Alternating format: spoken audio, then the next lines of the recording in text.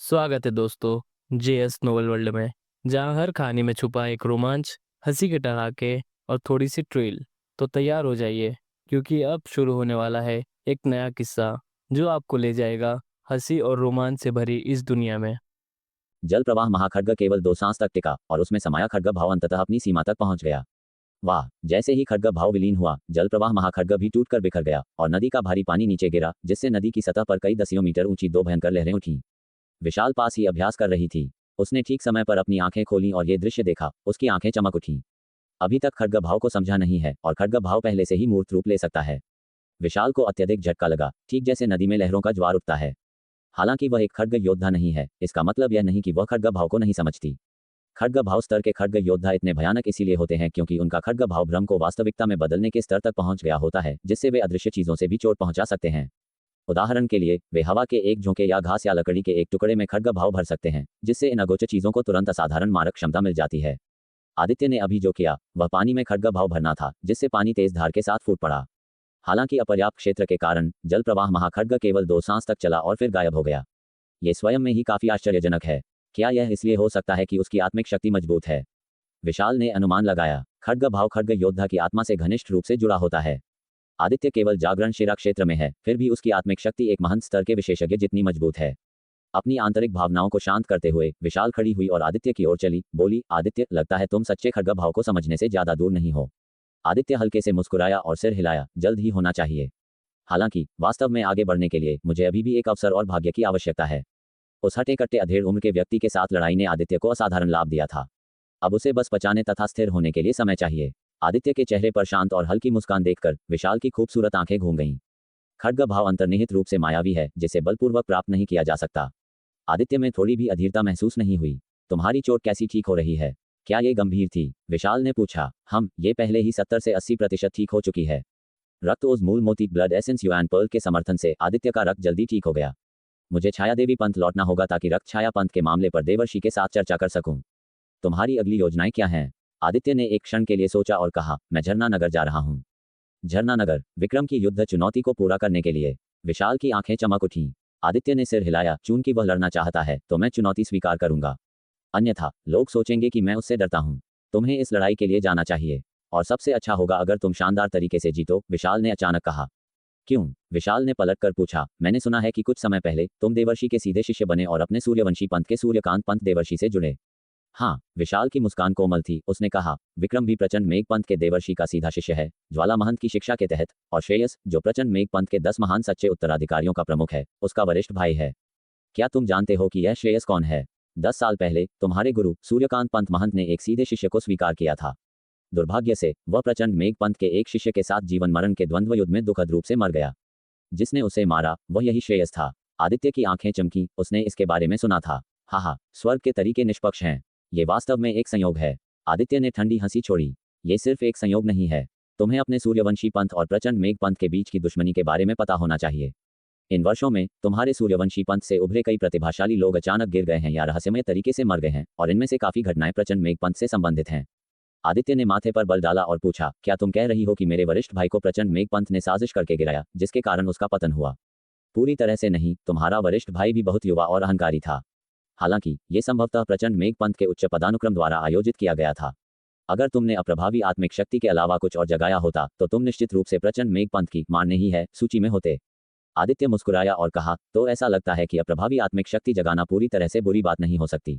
विशाल ने शांत से कहा, प्रचंड मेघ पंथ अप्रभावी आत्मिक शक्ति वाले किसी व्यक्ति को खतरा नहीं मानेगा।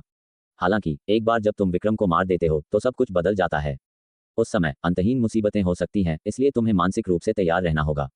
आदित्य ने गहरी सांस ली और स्थिरता से कहा, मैं मुसीबत नहीं भड़काऊंगा, लेकिन मैं किसी से डरूंगा भी नहीं। चलो चलें। यहाँ से झरना नगर अभी भी कुछ दूरी पर है। विशाल के हाथ के एक इशारे के साथ हवा और बर्फ की गड़गड़ाहट हुई और एक बर्फ और हिम विशाल सर दिखाई दिया। छाया देवी पंथ नहीं जा रही हैं, विशाल बहन? आदित्य हैरान था। हाँ, लेकिन सौभाग्य से ये रास्ते में है, इसलिए मैं तुम्हें झरना नगर तक छोड़ दूंगी। विशाल ने शांति से जवाब दिया और बर्फ और हिम विशाल सर पर चढ़ने वाली पहली थी। आदित्य ने अपने होंठ चाटे और ऊपर चढ़ गया। छपाक, बर्फ और हिम विशाल सर्प ने एक ठंडी हवा उठाई और हवा के माध्यम से उड़ चला। आदित्य बैठ गया, रक्तोज मूल मोती निकाला और अपनी चोटों को ठीक करने के लिए सांस लेने पर ध्यान केंद्रित किया। अगली सुबह आदित्य ने अपनी आंखें खोली, एक तेज नजर के साथ आगे के बादलों को अलग कर दिया। खड़ंग ज्वाला में जेड खड्ग म्यान से बाहर निकला। आदित्य ने एक तलवार से नीचे की ओर वार किया जिसमें अपार विस्फोटक शक्ति थी। चट एक जबरदस्त दहाड़ के साथ आगे का बादलों का समुद्र पानी की तरह बिखर गया, जिससे कई मील लंबी एक दरार सामने आई। इतना मजबूत, मैंने अपनी ही ताकत को कम आंका। आदित्य की आंखें चमक उठीं। लगता है तुम लगभग ठीक हो गए हो, विशाल की आवाज बगल से आई। हाँ, आदित्य ने अपनी तलवार म्यान में रखी। विशाल ने बादलों के समुद्र के माध्यम से काटते हुए विशाल खड्ग के निशान को देखा, अनुमोदन के साथ सिर हिलाते हुए। इस तलवार की शक्ति प्रभावशाली है, एक साधारण पृथ्वी स्तर की महान शक्ति को संघर्ष से बचने के लिए मजबूर करने के लिए पर्याप्त है। इस तलवार से ही तुम हमारे विशाल देव साम्राज्य के जागरण शिरा क्षेत्र पर हावी हो सकते हो। यहाँ तक कि पूरे वनराज क्षेत्र के भीतर भी तुम क्षेत्र सूची पर चढ़ने की योग्यता रखते हो। विशाल बहन, तुम्हें क्या लगता है कि मैं जागरण शिरा क्षेत्र के लिए क्षेत्र सूची पर कितनी ऊंची रैंक हासिल कर सकता हूँ? आदित्य ने पूछा। विशाल ने एक पल के लिए सोचा और कहा, अगर तुम भाग्यशाली हो तो शायद शीर्ष 10 के आसपास। शीर्ष 10 के आसपास? आदित्य ने माथे पर बल डाला। विशाल ने हल्के से सिर हिलाया। वनराज क्षेत्र समूह भर में केवल 100 ही क्षेत्र सूची में जगह बना सकते हैं। विक्रम अपनी महान प्रसिद्धि के साथ केवल 100 दूसरे स्थान पर कब्जा करने में कामयाब रहे और क्षेत्र सूची में प्रवेश करने में विफल रहे। क्या ये वास्तव में इतना अतिरंजित है? आदित्य चिल्लाया। वास्तविकता उससे भी अधिक नाटकीय है। क्षेत्र सूची पर चढ़ना किसी के क्यूई भाग्य को प्रभावित कर सकता है, खासकर शीर्ष 10 का सबसे बड़ा प्रभाव होता है। क्यूई भाग्य, यह क्या है? आदित्य बहुत उत्सुक था। विशाल ने कहा, क्यूई भाग्य अमूर्त और रहस्यमय है जो किसी व्यक्ति के सभी पहलुओं को प्रभावित कर सकता है। विशाल चोल महारानी उदाहरण के लिए 14 वर्ष की आयु में जागरण शिरा क्षेत्र सूची पर हावी हो गई और 22 वर्ष की आयु में वह पूर्वी महाद्वीप की सबसे कम उम्र की महारानी बनी। विशाल चोल महारानी 14 साल की उम्र में जागरण शिरा क्षेत्र सूची पर हावी हुई। आदित्य ने एक बार फिर विशाल चोल महारानी का नाम सुना। तुम्हें निराश होने की आवश्यकता नहीं है। तुम्हारा संहार विशेषता वाला खड्ग भाव मजबूत है।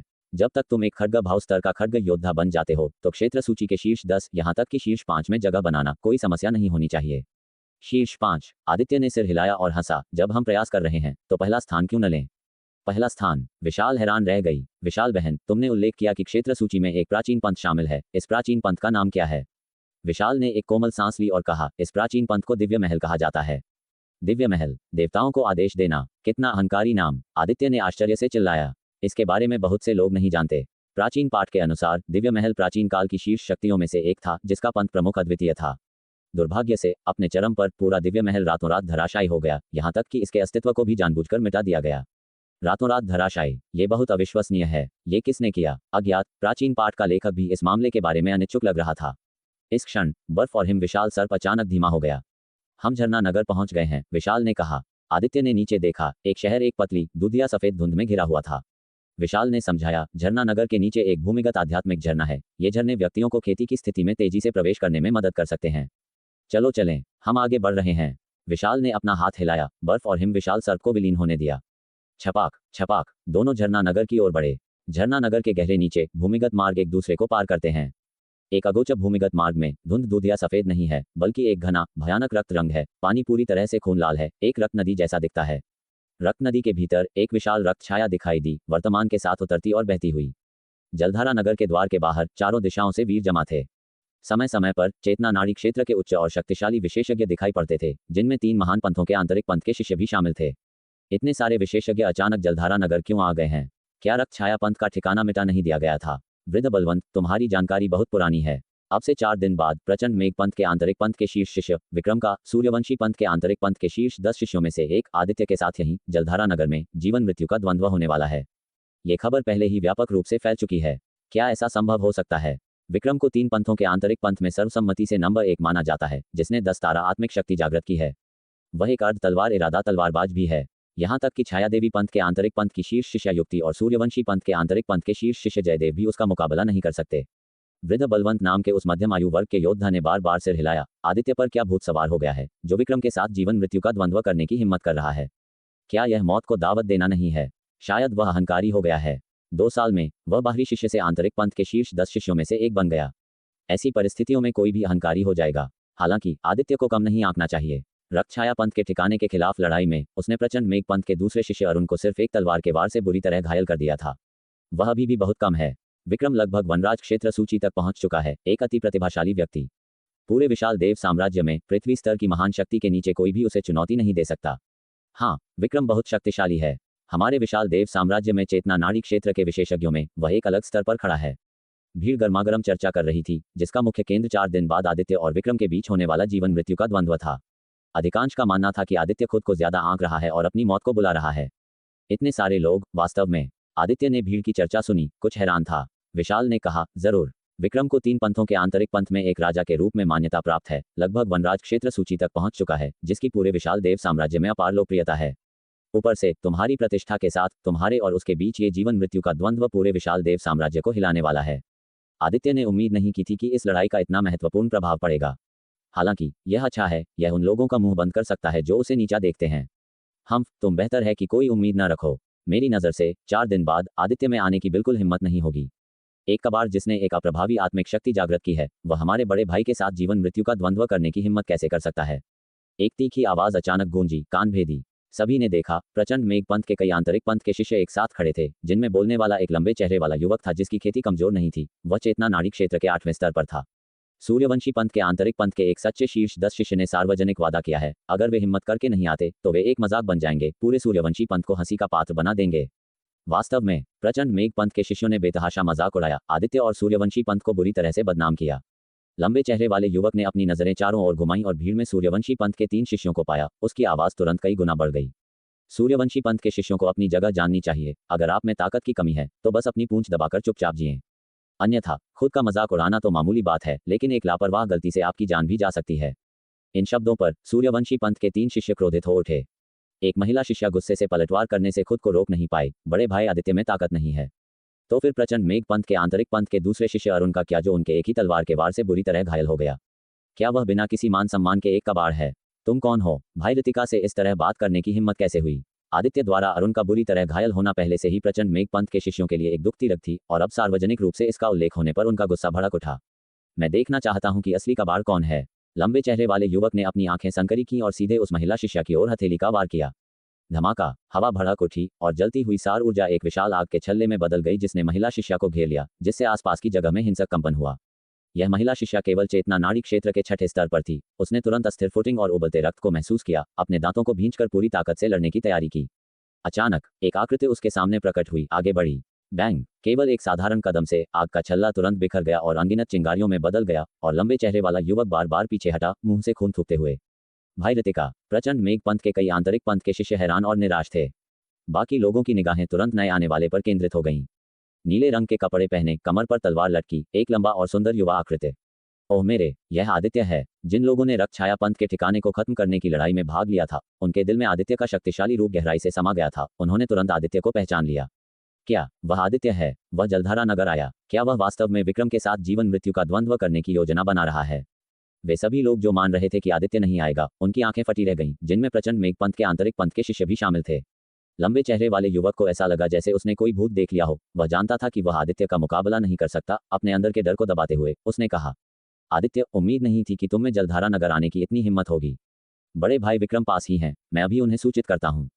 अगर तुम में साहस है तो भागना मत। चलो। उसने जानबूझकर विक्रम का उल्लेख किया। विक्रम के उल्लेख के साथ यह मान लिया गया कि आदित्य उन पर हमला करने की हिम्मत नहीं करेगा। Whoosh whoosh whoosh whoosh! प्रचंड मेघ पंथ के 4 शिष्य आसमान में उड़ गए, रुकने की हिम्मत नहीं कर रहे थे। क्या मैंने कहा कि तुम जा सकते हो? आदित्य ने उपहास किया। उसकी उंगलियां सितार बजाने की तरह झटकी, जिससे तेज सार ऊर्जा बाहर निकली। हवा के मध्य में तलवार ची में बदल गई, अपनी धार दिखाती हुई। आदित्य, तुम मौत को दावत दे रहे हो। आ आ आ आ! प्रचंड मेघ पंथ के 4 आंतरिक पंथ के शिष्यों ने उम्मीद नहीं की थी कि आदित्य इतनी भयंकर मार करेगा। उन्होंने अपनी पूरी ताकत से विरोध किया। हालांकि उनके हमले और सुरक्षात्मक सार ऊर्जा तलवारची के सामने कागज की तरह थे, तुरंत फट गए। हर एक दर्द से चिल्लाया, खून थूका, देवी द्वारा बिखेरे गए फूलों की तरह दूर जा गिरे। 1000 मीटर से अधिक की दूरी से लापरवाही से उंगली की ताकत इतनी शक्तिशाली थी। केवल 10 दिनों में मुझे क्यों लगता है कि वह और भी मजबूत हो गया है। हर कोई हैरान था। बड़े भाई आदित्य, प्रणाम। बड़े भाई आदित्य! सूर्यवंशी पंथ के 3 आंतरिक पंथ के शिष्य होश में आए, सम्मान देने के लिए आगे बढ़े। उनकी आंखें प्रशंसा से भरी थीं। प्रतिष्ठा के बावजूद आदित्य का शक्तिशाली प्रदर्शन अभी अभी उन्हें गहराई से आश्वस्त कर चुका था। जिस महिला शिष्या ने पहले बात की थी, उसने थोड़ी सी भौहें चढ़ाईं, चिंतित होकर कहा, बड़े भाई, क्या आप वास्तव में विक्रम के साथ जीवन मृत्यु का द्वंद्व करने का इरादा रखते हैं? मैंने सुना है कि विक्रम की खेती अर्धचरण महान शक्ति स्तर तक पहुंच गई है और उसने 9% तलवार इरादे के पूर्णता प्रोटोटाइप को समझ लिया है। आदित्य ने सिर हिलाया और कहा, चिंता मत करो, इस मामले में मुझे अपना माप पता है। इस समय उनके बगल में एक सुंदर आकृति दिखाई दी। चलो। विशाल ने शांति से ये 2 शब्द कहे, जिससे आसपास की हवा अजीब तरह से ठंडी हो गई। वह सीधे शहर के द्वार की ओर बढ़ गई। ठीक है, मैं कुछ दिनों के लिए जलधारा नगर में रहूंगा। अगर तुम्हें कुछ चाहिए तो तुम मुझे ढूंढ सकते हो। आदित्य ने वे शब्द छोड़ दिए और उसके पीछे हो लिया। तब भीड़ ने विशाल को देखा। अरे देखो, क्या वह छायादेवी पंथ की 10 महान सच्ची विरासत में से विशाल नहीं है? वह वास्तव में आदित्य के साथ चल रही है। कोई आश्चर्य नहीं कि आदित्य जलधारा नगर आया। ये सिर्फ एक संयोग है। विशाल जैसी देवी किसी भी कल्पना योग्य तरीके से आदित्य के साथ नहीं होंगी। आदित्य विशाल के पीछे एक प्राचीन इमारत में गया। विशाल ने परिचय दिया, जलधारा नगर में झरने का पानी न केवल खेती में मदद करता है, बल्कि थकान को दूर करता है, आत्मा को भरता है और सौर ऊर्जा को बहाल करने में मदद करता है। ये जल महल उद्यान जलधारा नगर के सबसे बड़े झरने के ऊपर बनाया गया है और इसका सबसे अच्छा प्रभाव है। तुम यहाँ अच्छी तरह से आराम कर सकते हो और अपनी ऊर्जा को रिचार्ज कर सकते हो। सहमत। आदित्य लड़ते हुए भाग दौड़ कर रहा था और थोड़ा आराम करना चाहता था। ये स्पष्ट था कि विशाल पहली बार यहाँ नहीं थी। उसने आसानी से 2 शीर्ष स्तरीय आंगन बुक किए। आप कितने दिन रुकने की योजना बना रहे हैं? नौकरानी ने पूछताछ की। विशाल ने कहा, 3 दिनों से शुरू करते हैं। आदित्य के दिल में एक हलचल हुई। विक्रम के साथ उसके द्वंद्व में केवल 4 दिन बचे थे। ऐसा लगता था कि विशाल भी इस दौरान जलधारा नगर में रुकेगी। नौकरानी मुस्कुराई और बोली, शीर्ष स्तरीय आंगन का शुल्क प्रतिदिन 300 सौर ऊर्जा गोलियां है। 3 दिनों के लिए 2 आंगन कुल 1800 सौर ऊर्जा गोलियां होंगी। प्रतिदिन 300 सौर ऊर्जा गोलियां। इस कीमत से आदित्य थोड़ा हैरान हो गया। 300 सौर ऊर्जा गोलियां का मतलब 3 मिलियन है, जिसे एक साधारण चेतना नाड़ी विशेषज्ञ शायद ही वहन कर पाएगा। बेशक, सौर ऊर्जा गोलियां की यह राशि वर्तमान आदित्य के लिए कोई मायने नहीं रखती थी। हालांकि उसे उन सबको छांटने का समय नहीं मिला था। इस अवधि के दौरान उसकी फसल वास्तव में आश्चर्यजनक थी। केवल रक्त छाया पंथ के उस स्वर्गीय स्तर की महान शक्ति पर ही जो धन था, वह कल्पना से परे था। ये गिनो। अपनी उंगली के एक स्वाइप से आदित्य ने सीधे 1800 सौर ऊर्जा गोलियां निकाली और नौकरानी को सौंप दी। हालांकि इस यात्रा पर विशाल द्वारा कड़ी मेहनत करने के लिए मजबूर किया गया था, उसके लाभ उसके प्रयासों से कहीं अधिक थे। उसने न केवल विशाल धन अर्जित किया, बल्कि उसकी ताकत में भी कई स्तरों का सुधार हुआ। ये सब उसकी वजह से। विशाल ने आदित्य की ओर देखा और कुछ नहीं कहा। सौर ऊर्जा गोलियां का भुगतान करने के बाद दोनों नौकरानी के पीछे 2 आसपास के आंगन में गए। आंगनों के दरवाजों पर A5 और A6 लेबल वाली लकड़ी की पट्टियां लटकी हुई थीं। नौकरानी को एक स्वर्ण नोट के साथ टिप देने के बाद आदित्य ने विशाल का अभिवादन किया और आंगन A6 में प्रवेश किया। आंगन बड़ा नहीं था। सामने कतार वाले घर थे और बाईं ओर लगभग 10 मीटर व्यास का एक छोटा अभ्यास क्षेत्र था। केंद्र में 2 धातु के प्रशिक्षण खंभे खड़े थे, जिन पर चाकू के कट और तलवार के वार जैसे कई निशान थे। इन निशानों की गहराई उन लोगों की ताकत को दर्शाती थी जिन्होंने उन्हें बनाया था। आंगन के दाहिनी ओर एक गर्म जलधारा थी, जिसका पानी दूधिया सफेद था, जिसमें कभी कभी बुलबुले उठते थे और कोहरा उठता था। यह कोहरा बिखरता नहीं था, बल्कि इसके बजाय झरने के भीतर जमा होता था, एक मूर्त पदार्थ की तरह बहता था, जिससे सब कुछ धुंधला दिखाई देता था। यह स्पष्ट था कि एक चक्रव्यूह स्थापित किया गया था। क्या अद्भुत आत्मिक जलधारा है। देखते हैं कि क्या यह उतना ही चमत्कारी है जितना विशाल ने कहा। आदित्य सीधे कपड़े उतारकर कूद पड़ा। छपाक। झरने का पानी गर्म नहीं था, इसके बजाय ये थोड़ा ठंडा था। प्रवेश करने पर आदित्य ने तुरंत अपने शरीर पर एक ताजगी भरी ठंडक महसूस की, जिससे पिछले 10 दिनों से उसकी तनावपूर्ण मनस्थिति पूरी तरह से शिथिल हो गई। उसने स्फूर्ति महसूस की और उसके भीतर की सौर ऊर्जा, जो मूल रूप से धीरे धीरे बह रही थी, एक उमड़ती नदी की तरह जीवंत और शक्तिशाली हो गई। ये वास्तव में असाधारण है। हैरान होकर आदित्य ने अपनी आत्मिक शक्ति जारी की, ये देखने के लिए कि झरने के पानी में क्या रहस्य था। झरने का पानी लगातार भूमिगत से ऊपर उठ रहा था और आदित्य की आत्मिक शक्ति झरने के पानी के साथ नीचे की ओर बढ़ी, 100 मीटर से अधिक गहराई तक विकीर्ण हुई, लेकिन नीचे तक नहीं पहुंची जब तक उसने आखिरकार हार नहीं मान ली। हालांकि उसने पाया कि समृद्ध सौर ऊर्जा के अलावा झरने के पानी में एक हल्की जैद जैसी गुणवत्ता थी। ये झरने का अद्भुत पहलू होना चाहिए, उसने बड़बड़ाया, अपनी आत्मिक शक्ति को वापस ले लिया, आराम करने के लिए तैयार हुआ जब उसे अचानक कुछ याद आया, सोचते हुए, मैंने कीर्तित और प्रीति, 4 शीर्ष 10 आंतरिक पंथ के शिष्यों को मार डाला, जो कोई छोटी बात नहीं है। मुझे आश्चर्य है कि इसने पंथ के भीतर क्या उथल पुथल मचाई है और क्या इसके कोई परिणाम हैं। आज उन छोटे भाइयों और बहनों के रवैये को देखते हुए ऐसा लगता है कि कुछ बड़ा नहीं हुआ है। आखिरकार जीवित आंतरिक पंथ के शीर्ष 10 शिष्यों में बड़ी क्षमता होती है, लेकिन मृत शीर्ष 10 शिष्यों का कोई मूल्य नहीं होता। इसके अलावा वे ही थे जिन्होंने मेरे साथ परेशानी शुरू की थी। इस विचार के साथ आदित्य ने अपने गुरु से पूछताछ करने का फैसला किया। जलधारा नगर और सूर्यवंशी पंथ के बीच की दूरी 1 लाख मील से भी कम थी, फिर भी पहचान टोकन की संचार सीमा के भीतर थी। सूर्यकांत द्वारा व्यक्तिगत रूप से दिए गए शिष्य टोकन को बाहर निकालते हुए आदित्य ने उसमें अपनी आत्मिक शक्ति प्रवाहित की। भनभनाहट। टोकन में हल्का कंपन हुआ, जिससे अमूर्त तरंगें निकलीं। जल्द ही सूर्यकांत की प्रभावशाली आवाज गूंज उठी। ओह आदित्य, आदित्य गुरु को प्रणाम करता है। तुम काफी परेशानी पैदा करने वाले हो। जैसे ही तुम्हें मेरी शरण में लिया गया, तुमने मुझे इतना बड़ा आश्चर्य दिया। तुमने न केवल कीर्तित, अजय, प्रीति और जयचंद 4 शीर्ष 10 आंतरिक पंथ के शिष्यों को मार डाला, बल्कि प्रचंड मेघ पंथ के आंतरिक पंथ के नंबर 2 शिष्य अरुण को भी पंगु बना दिया। सूर्यकांत की आवाज गर्म जलधारा में गूंज उठी। आदित्य अनिश्चित था कि गुरु प्रसन्न थे या क्रोधित, और कहा, गुरु, मैं कीर्तित और अन्य लोगों को मारने के लिए भी मजबूर था। बस तुम्हें समझाने की जरूरत नहीं है। मैंने पहले ही परिस्थितियों की जांच कर ली है। तुम गलत नहीं हो और मैं इसे संभालूंगा। हालांकि तुमने 4 शीर्ष 10 आंतरिक पंथ के शिष्यों को मार डाला, यह महत्वपूर्ण है और कुछ मामूली दंड अपरिहार्य हैं। गुरु का लहजा बदल गया जब उन्होंने आगे कहा, वैसे मैंने सुना है कि तुम जलधारा नगर में विक्रम के साथ जीवन मृत्यु का द्वंद्व करने जा रहे हो। हाँ, मैं पहले ही जलधारा नगर में हूँ। सूर्यकांत लंबे समय तक चुप रहे इससे पहले कि बोले, आदित्य, मुझे ईमानदारी से जवाब दो। इस लड़ाई में तुम्हें कितना भरोसा है? यदि तुम निश्चित नहीं हो तो जल्दबाजी में कार्य मत करो। मैं नहीं चाहता कि तुम अपने बड़े भाई के नक्शे कदम पर चलो। आश्वस्त रहें, गुरु, मुझे पूरा भरोसा है कि विक्रम इस लड़ाई में मरेगा। क्या? सूर्यकांत स्पष्ट रूप से चौंक गए थे, एक असामान्य रूप से गंभीर लहजे में बोलते हुए, ये जीवन और मृत्यु का मामला है, इसे हल्के में मत लो। विक्रम ने 10 तारा आत्मिक शक्ति जागृत की है और वह एक अर्ध तलवार इरादा तलवारबाज है, जिसकी तुलना अरुण जैसे किसी व्यक्ति से नहीं की जा सकती।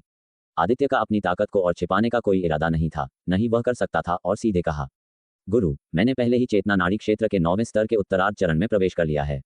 मेरा तलवार दाव क्षेत्र 9% तलवार इरादे की पूर्णता तक पहुंच गया है, सच्चे तलवार इरादे को समझने से बस आधा कदम दूर। कुछ दिन पहले मैंने व्यक्तिगत रूप से एक छद्म पृथ्वी स्तर की महान शक्ति को मार डाला। यहां तक कि एक पृथ्वी स्तर की महान शक्ति के खिलाफ भी मैं मुकाबला करने में आत्मविश्वास रखता हूं। विशाल देव साम्राज्य के भीतर पृथ्वी स्तर की महान शक्ति के नीचे कोई भी अब मुझे चुनौती नहीं दे सकता। चट, टोकन से एक कुरकुरा टूटने की आवाज आई, जैसे कुछ टूट गया हो। सूर्यकांत स्पष्ट रूप से आदित्य के शब्दों से चौंक गए थे, उनकी सांस भारी थी। सच्चे तलवार इरादे को समझने से आधा कदम दूर, एक छद्म पृथ्वी स्तर की महान शक्ति का वध।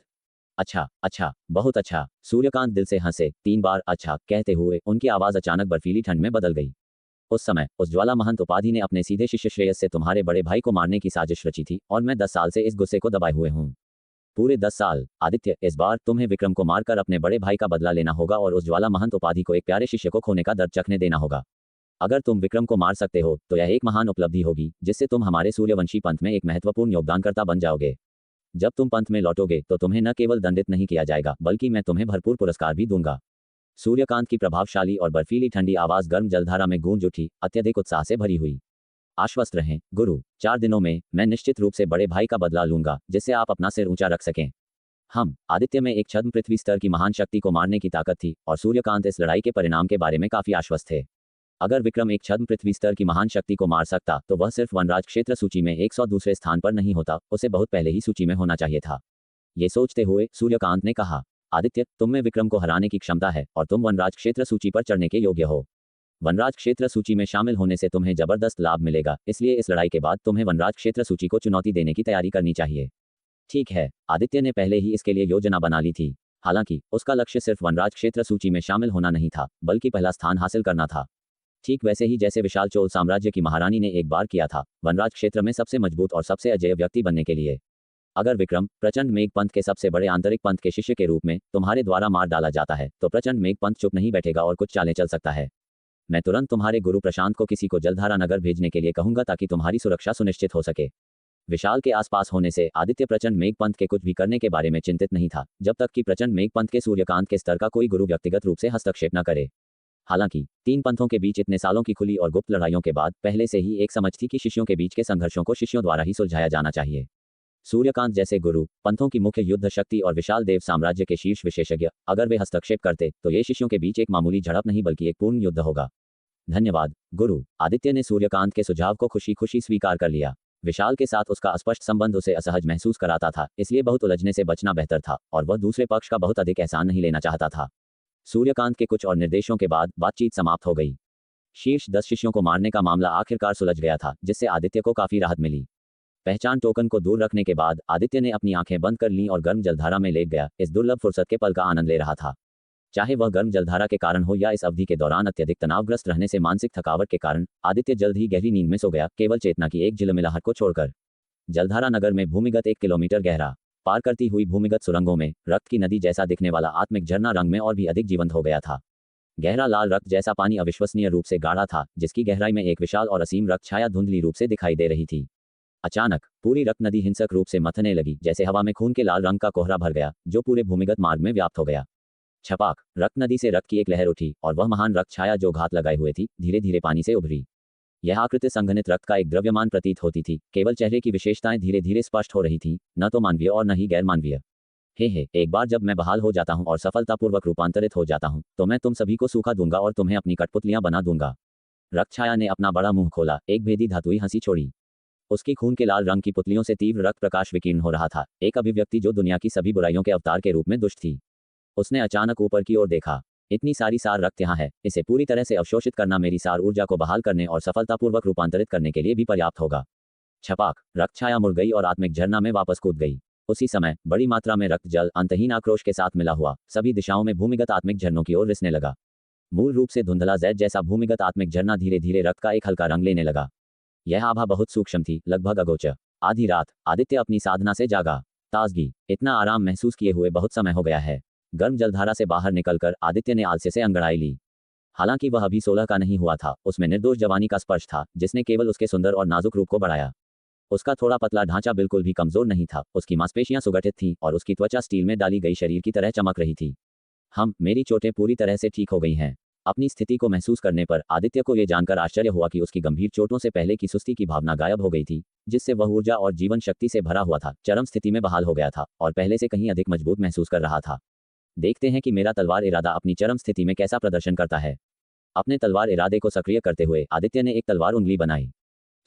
गर्म जलधारा पर लटका कोहरा फट गया और फिर से नहीं बन सका, क्योंकि पानी तलवार इरादे के चारों ओर संघनित होकर बहते पानी की एक लंबी तलवार बना रहा था।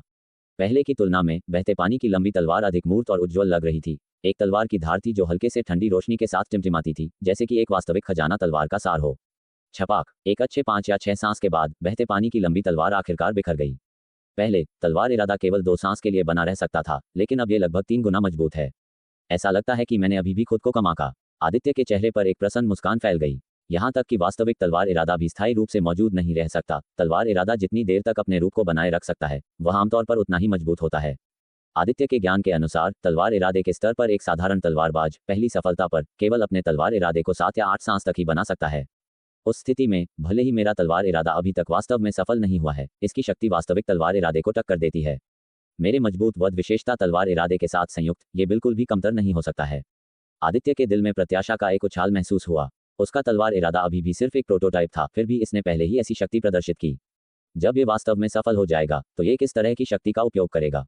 मेरी वर्तमान ताकत के साथ मैं एक साधारण पृथ्वी स्तर की महान शक्ति का सिर से सामना करने में सक्षम हूँ। हालांकि मेरी खेती अभी भी एक कमी बनी हुई है।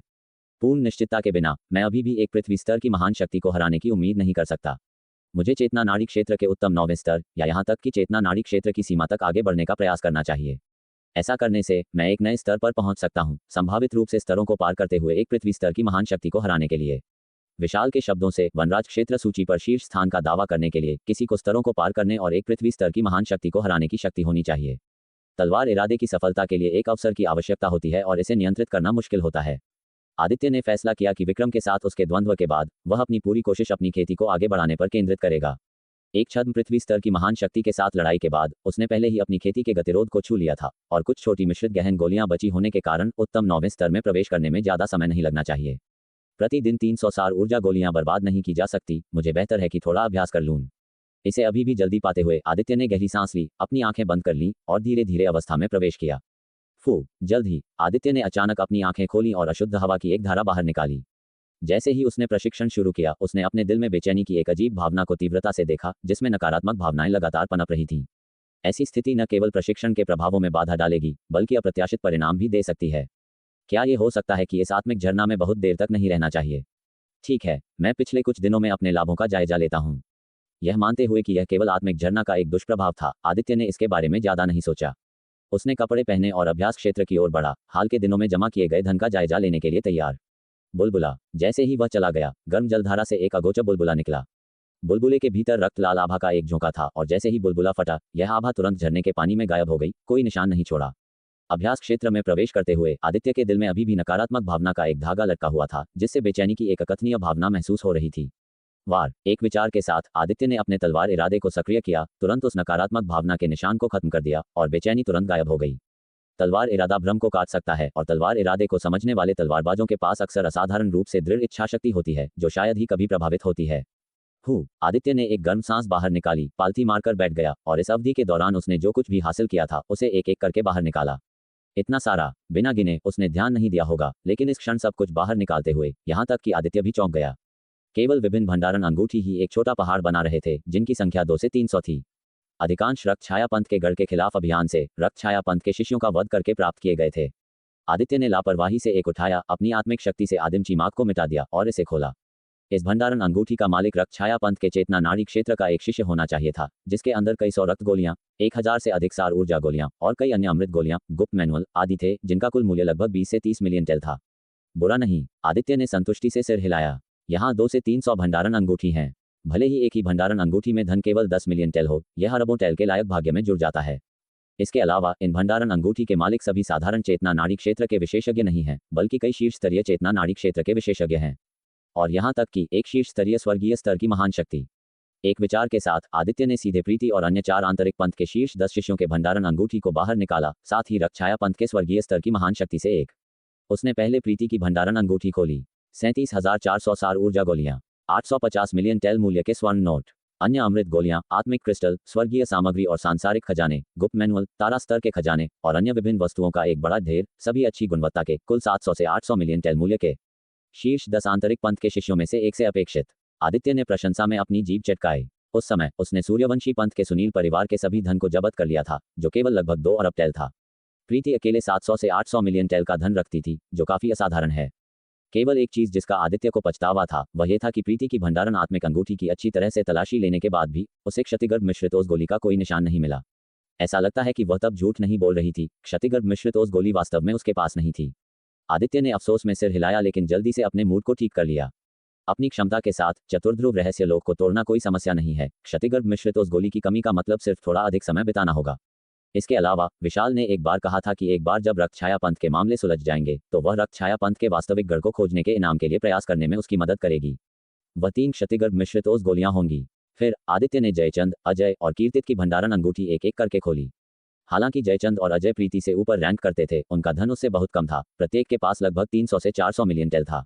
यह आश्चर्यजनक नहीं है, क्योंकि प्रीति शीर्ष 10 आंतरिक पंथ के शिष्यों में एकमात्र महिला शिष्या थी और काफी आकर्षक थी। आंतरिक पंथ के भीतर कई लोगों द्वारा प्रशंसित थी, यहाँ तक कि 8वें राजकुमार जयमिन भी उसकी सराहना करते थे। ये कहना सुरक्षित है कि प्रीति के एक साधारण संकेत के साथ अनगिनत लोग उसे सार ऊर्जा गोलियां भेजने के लिए दौड़ पड़ते। दुर्भाग्य से ये सारा धन अब सुविधापूर्वक आदित्य के हाथों में आ गया, उसके लिए एक शादी की पोशाक के रूप में काम कर रहा था। सिर हिलाते हुए आदित्य ने कीर्तित की भंडारण आत्मिक अंगूठी खोली। शीर्ष 10 आंतरिक पंथ के शिष्यों में तीसरे स्थान पर होने के कारण कीर्तित के धन ने आदित्य को निराश नहीं किया। केवल सार ऊर्जा गोलियां ही 60,000 से अधिक थीं और स्वर्ण नोट कुल 3.3 अरब टेल थे। केवल ये राशि ही 1 अरब टेल से अधिक थी। अन्य मूल्यवान वस्तुओं का उल्लेख नहीं करना। ओह, यह क्या है? आदित्य ने एक बैंगनी जेड बॉक्स पर ध्यान दिया। ये बैंगनी जेड बॉक्स अलग से संग्रहित किया गया था। कीर्तित स्पष्ट रूप से इसे बहुत महत्व देता था। आदित्य ने बैंगनी जेड बॉक्स को बाहर निकाला। भनभनाहट। जैसे ही बैंगनी जेड बॉक्स खोला गया, एक तीव्र गहरे सोने की आभा तुरंत बाहर निकली, जिससे पूरा अभ्यास क्षेत्र शानदार ढंग से सुनहरा हो गया, एक समृद्ध खुशबू से भर गया। केवल एक सूंघने से आदित्य ने ताज़ा महसूस किया और उसकी आत्मा उत्थान हुई। बॉक्स में एक उंगली के सिरे के आकार की एक अमृत गोली थी। अमृत थोड़ा पारदर्शी था, जिसमें एक घूमते हुए काले भंवर की तरह एक अंधेरा आंतरिक भाग था। फिर भी इसकी सतह गहरे लाल रंग की थी, पैटर्न से ढकी हुई थी, जो हल्के से सांसारिक खजाने के चरण से मिलती जुलती थी। यिन और यांग में स्पष्ट रूप से परिभाषित थी, स्वर्ग और पृथ्वी को आपस में जोड़ते हुए 5 तारा चिन्हों से घिरा हुआ था, एक आत्मिक आकर्षण उत्सर्जित करता हुआ। क्या ये हो सकता है? क्षतिगर्भ मिश्रित ओस गोली। आदित्य गहरी सांस लेने से खुद को रोक नहीं पाया। उसने क्षतिगर्भ मिश्रित ओस गोली के विवरण सुने थे। सतह के पैटर्न सांसारिक खजाने के चरण से मिलते जुलते थे, प्रकाश और छाया आपस में जुड़े हुए थे, एक के रूप में एकजुट थे, बॉक्स में गोली के समान। तो ये बात है। प्रीति ने देखा कि जयचंद और अन्य लोग मेरे मुकाबले के नहीं थे, इसलिए उसने कीर्तित को मेरी जान लेने का प्रयास करने के लिए क्षतिगर्भ मिश्रित ओस गोली की पेशकश की, लेकिन दुर्भाग्य से कीर्तित द्वारा उस पर मध्य मार्ग में घात लगाने के साथ बिंदुओं को जोड़ते हुए आदित्य सब कुछ समझ गया। सभी उतार चढ़ाव के बाद ये क्षतिगर्भ मिश्रित ओस गोली अभी भी मेरे हाथों में आ गई। इस तरह एक बार जब मेरी खेती चेतना नाड़ी क्षेत्र की सीमा तक पहुंच जाती है, तो मैं सीधे चतुर्ध्रुव रहस्य लोक में प्रवेश कर सकता हूं।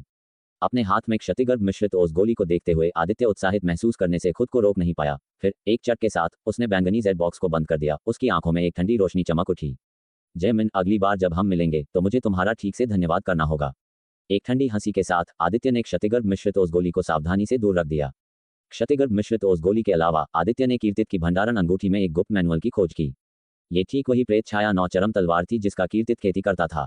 आदित्य के आश्चर्य के लिए प्रेत छाया 9 चरम तलवार वास्तव में एक 10 तारा आत्मिक स्तर की तलवार तकनीक थी, और यह प्रेत छाया चमकती शरीर तकनीक नामक आत्मिक स्तर की गति तकनीकों के एक सेट के साथ आई थी। दुर्भाग्य से गुप्त मैनुअल एक खंड था, बुरी तरह से क्षतिग्रस्त, जबरन 2 भागों में फाड़ा गया प्रतीत होता था, जिसमें केवल पहला आधा हिस्सा मुश्किल से समझा जा सकता था। कोई आश्चर्य नहीं कि कीर्तित की तलवारबाजी और गति तकनीक दुर्जय लगती थी, फिर भी उसमें कई खामियां थीं। आत्मिक स्तर की तकनीकों को स्वर्ग और पृथ्वी की महान प्रवृत्ति का उपयोग करने की आवश्यकता होती है। चेतना नाड़ी क्षेत्र के विशेषज्ञ पहले से ही आत्मिक स्तर की तकनीकों की खेती करने में कड़ी मेहनत करते हैं, उनके सार को समझने और उनकी पूरी शक्ति को बाहर निकालने में असमर्थ होते हैं। एक खंडित संस्करण के साथ तो और भी कम। यह एक बच्चे द्वारा एक बड़ी छड़ी चलाने से अलग नहीं है, जो केवल एक अंश प्रदर्शित करने में सक्षम है। बेशक चेतना नाड़ी क्षेत्र के विशेषज्ञों के लिए आत्मिक स्तर की तलवार तकनीक का एक छोटा सा अंश भी पहले से ही असाधारण है। इस खंडित मैनुअल के साथ कीर्तित शीर्ष 10 आंतरिक पंथ के शिष्यों के बीच तीसरा स्थान सुरक्षित करने में सक्षम था। अगर लालच ने उसे जकड़ नहीं लिया होता तो आदित्य का सामना किए बिना महान शक्ति स्तर के मजबूत व्यक्ति के रूप में उसका भविष्य सुनिश्चित होता। ये तलवार तकनीक और गति तकनीक आत्मिक स्तर के गुप्त मैनुअल में शीर्ष पर होनी चाहिए। पूरे 3 महान पंथों में तुम्हें शायद बस कुछ ही मिलेंगे। कौन जानता है कि कीर्तित को ये कहां से मिला। लापरवाही से देखते हुए आदित्य ने गुप्त मैनुअल को दूर रख दिया। बाद में इसका अध्ययन करने का फैसला किया। भले ही यह एक खंड है, ये सब के बाद एक आत्मिक स्तर का गुप्त मैनुअल है। इसे ठीक से समझने से निश्चित रूप से उसकी तलवारबाजी और गति तकनीकों में खेती में काफी मदद मिलेगी। अंत में आदित्य ने रक्त छाया पंथ के स्वर्गीय स्तर की महान शक्ति की भंडारण अंगूठी पर नजर डाली। एक स्वर्गीय स्तर की महान शक्ति द्वारा छोड़ा गया आदिम चीमाक असाधारण रूप से मजबूत होता है और एक साधारण चेतना नाड़ी क्षेत्र के विशेषज्ञ को भले ही स्वर्गीय स्तर की महान शक्ति की भंडारण अंगूठी प्राप्त हो जाए, अंदर के आदिम चीमाक को तोड़ना चुनौतीपूर्ण लगेगा। आदित्य के लिए अपनी शक्तिशाली आत्मिक शक्ति के साथ यह एक कठिन काम नहीं था। कुछ ही पलों बाद आदित्य ने स्वर्गीय स्तर की महान शक्ति द्वारा छोड़े गए आदिम चीमाक को साफ साफ मिटा दिया। भनभनाहट, अंतरिक्ष थोड़ा कांप गया और आदित्य की दैवीय इंद्रिय एक घर के आकार के भीतर एक स्थान के अंदर दिखाई दी। ठीक। तो दोस्तों, ये था आज का सफर जेएस नोवेल वर्ल्ड के साथ, जहां हर कहानी में होता है ट्विस्ट और थोड़ी सी मस्ती। अगर आपको मजा आया हो तो लाइक, शेयर और सब्सक्राइब करना ना भूलें। मिलते हैं अगले एपिसोड में। तब तक बने रहिए जेएस नोवेल वर्ल्ड के अद्भुत दुनिया के साथ।